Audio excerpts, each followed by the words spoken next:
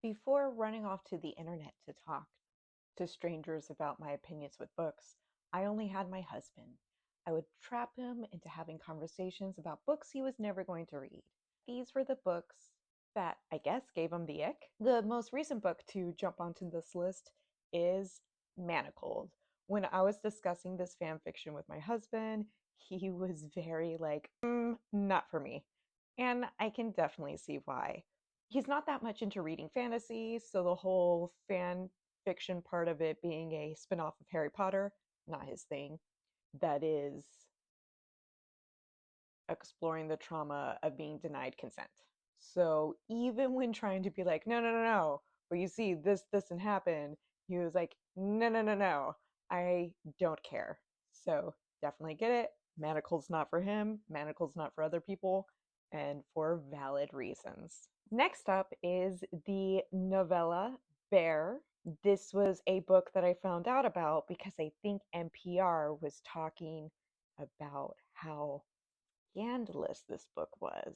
Recommended, and with a blurb on the back by Margaret Atwood, this is considered a feminist short story about a woman getting into a relationship with a bear. And just like the first book, when trying to discuss it with him and be like, hey, but this is what happened, and then this, he was like, no, no, no, doesn't matter. Ew. Totally legitimate, right? Up next is a true crime story. And this true crime story was so horrific that it did end up traumatizing not just my husband, but also the older teen. Like all true crime stories, it's sensational, it's not really considerate of the actual victim, and this is the type of crime that's just crazy, is the best way to try and put it. This is about an incident that took place in New Mexico in which a woman named Darcy Kayleen Pierce lied about her pregnancy and got to a position where she ended up taking the life of another woman in order to steal her baby.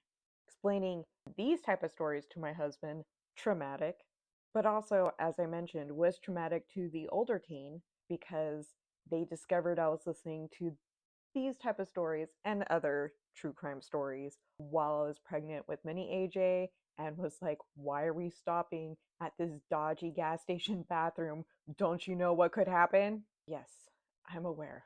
This book is very traumatic. The subject is very traumatic, and it probably has caused my family unnecessary nightmares. The last book on the list that I'm going to mention is more about everything that this woman has gone through. As you may know, I'm very into reading celebrity and pop culture stories. So when this book was gifted to me, I wanted to read it, even if it was about the famous adult film star. Him not wanting to hear the story isn't because he was condemning her so much as he was condemning all the horrible things that happened to her. I know this is not everyone's experience. I hope to God it isn't, because what she went through was like damaging enough just for her. Why would I want to wish that on anybody? Nobody deserves any of it. Anyway, traumatic story. He learned from me and was like, yeah, I don't need to read all of that. Totally valid. I guess I should call this list a list of books that would trigger my husband. What books or movies would your significant other avoid? Are you the most effed up one in your relationship?